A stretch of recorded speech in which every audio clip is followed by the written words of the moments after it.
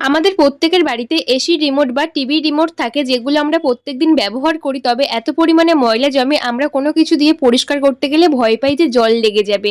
খুব সহজে বাড়িতে থাকা যে কোনো ডিও বা পারফিউম দিয়ে আমরা এসি রিমোট বা যে কোনো রিমোট পরিষ্কার করতে পারবো। এখানে ডাইরেক্ট কিন্তু ডিওটা দেওয়া যাবে না। এখানে নিয়েছি একটা টিস্যুর মধ্যে কিন্তু ডিওটা দিয়ে, পারফিউমটা দিয়ে একটুখানি স্প্রে করে তারপরেই কিন্তু পরিষ্কার করব। এখানে আমার একটা রিমোট নতুন আছে, আর অন্য দুটো রিমোট কিন্তু একদমই পুরনো। অনেক দিন ধরে কিন্তু ময়লা জমেছে, ব্যাকটেরিয়াও জন্মেছে।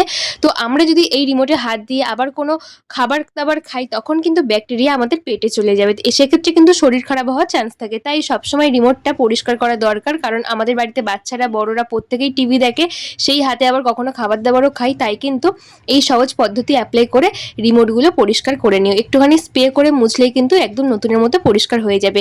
আশা করছি এই টিপসটা অনেক বেশি কাজে আসবে। কেমন লাগলো অবশ্যই কমেন্ট করে বলো। টাটা বন্ধুরা।